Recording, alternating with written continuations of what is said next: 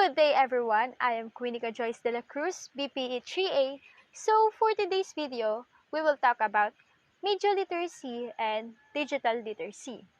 So let's start.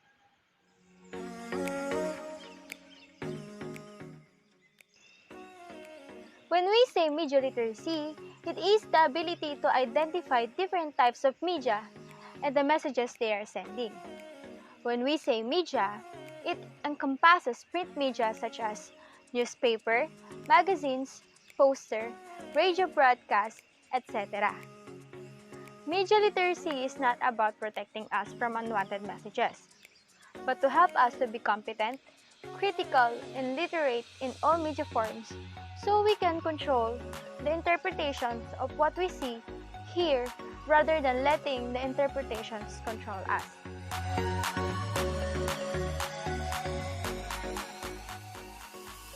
Number 1. Investment. Make no mistakes. We all know that education is an expensive solution in terms of time, effort, and infrastructure. It needs a pedagogy teacher training, curriculum resources, mechanisms, and audit and assessment.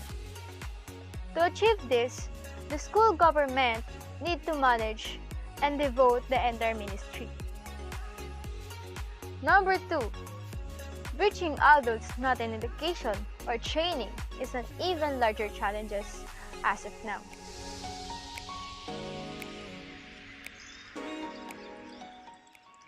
When we say digital literacy, it means being able to understand the use of technology.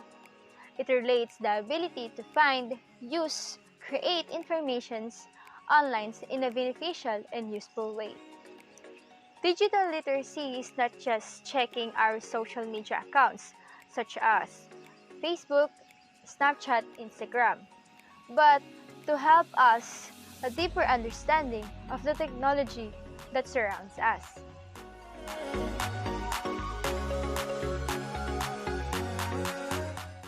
Number 1.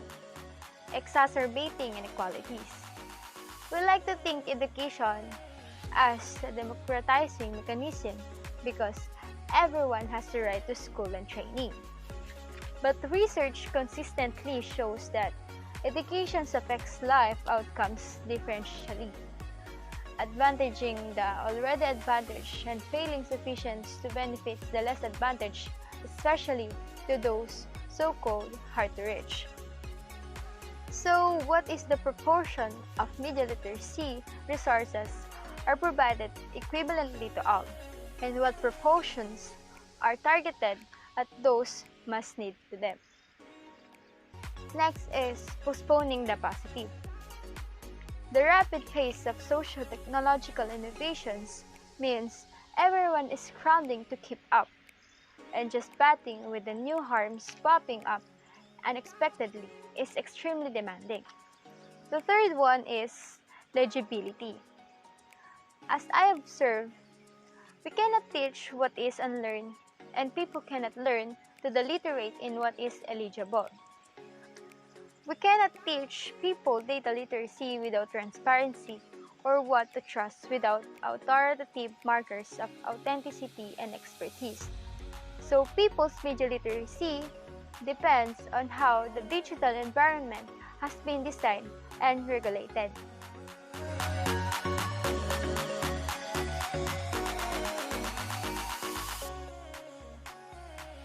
There are 5 elements of digital literacy.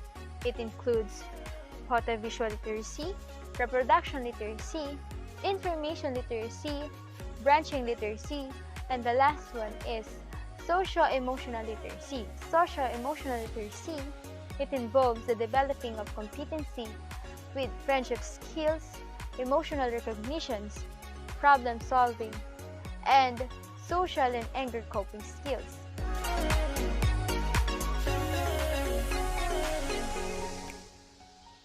So what is digital natives?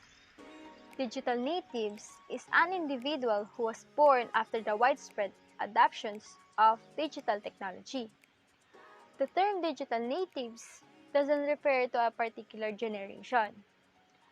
Instead, it is a catch-all category for all children who have grown up using technology like internet, computers, and mobile devices.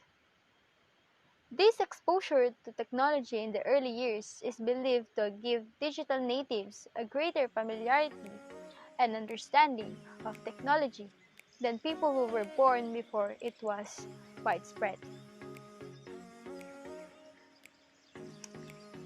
According to Fulman G. and Ventimiglia, digital literacy today is intellectual freedom.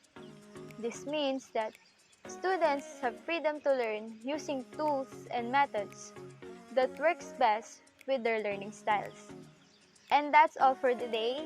I hope you learned from this video. And bye-bye!